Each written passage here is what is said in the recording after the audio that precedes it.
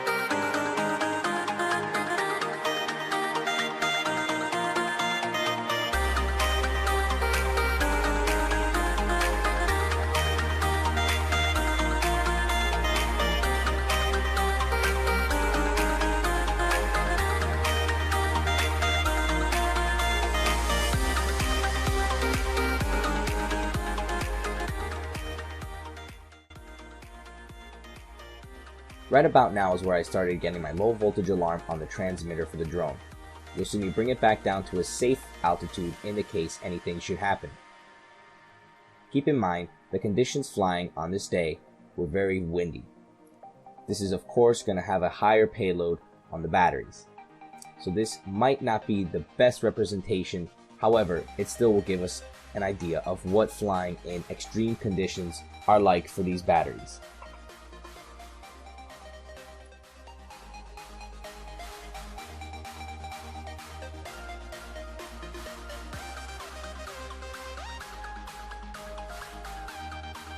Now I'm bringing it in for a landing, and I'm just going to let the props run until I shut them off with the button on the transmitter. So it seems to be that we've gotten just about 11 minutes with the MJX battery that was included in the package, which is 1800 milliamp hours. So now let's shift over to the batteries that we made in a previous video, link will be in the description, and let's see what those get.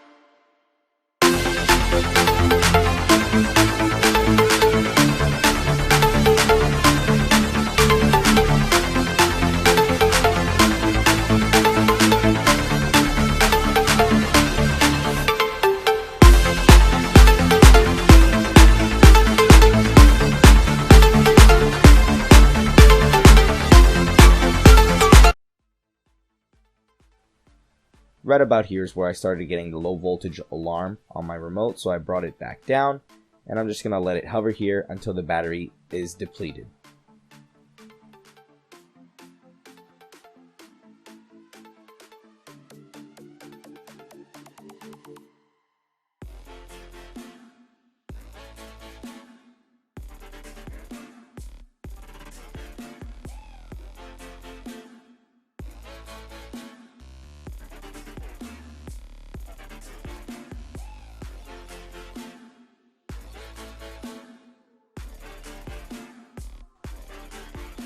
And here we are bringing it in for a landing, and again gonna let the props run until I shut them off with the button on the controller. It seems that we've gotten just about the same time, so let's discuss this a little bit more in depth. So now I'm going through a dilemma.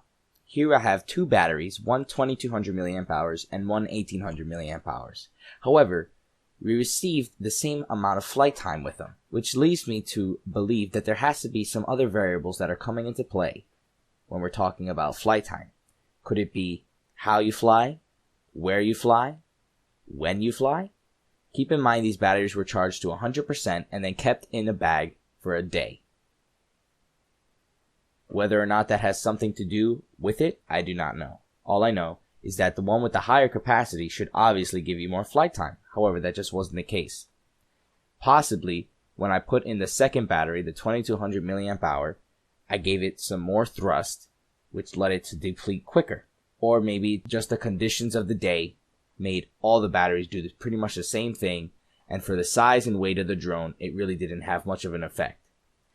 Again, it's not so much more milliamp hours compared to 1800 milliamp hours. However, you'd expect to find a difference. In the comments section on my previous videos, I commented that I received anywhere from 15 to 19 minutes of flight time.